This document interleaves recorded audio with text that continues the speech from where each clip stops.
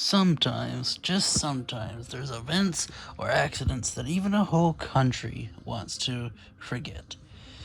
This is the case with a man named Edward Stein. He's known for being a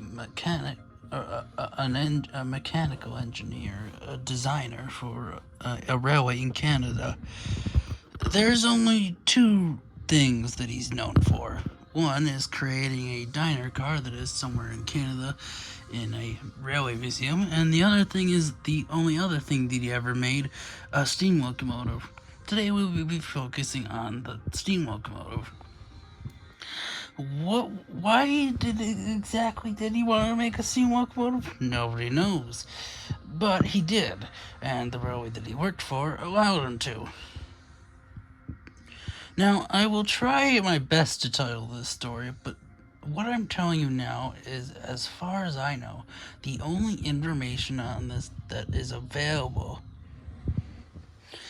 So, in an unknown year, in an unknown city, Edward Stein decided that his newly built locomotive should be taken on a trial firing up.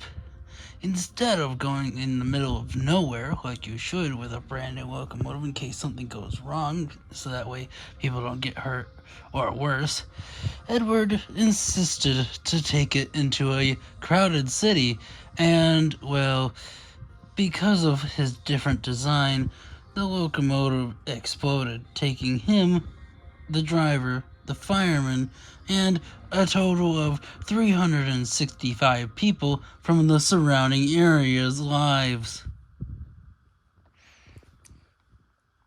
All documents, blueprints, photographs, and information on the locomotive and Edward were burned.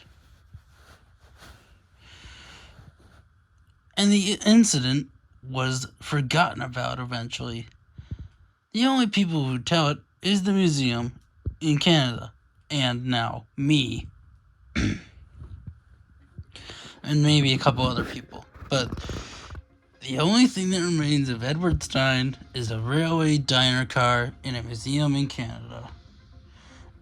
The very same museum that tells this same story. There's no more information about this man as far as I know, because basically, like I said, as I believe that basically all documentation about this man, the locomotive, were burned to save face on the railway, and to prevent bad publicity, bad press and such.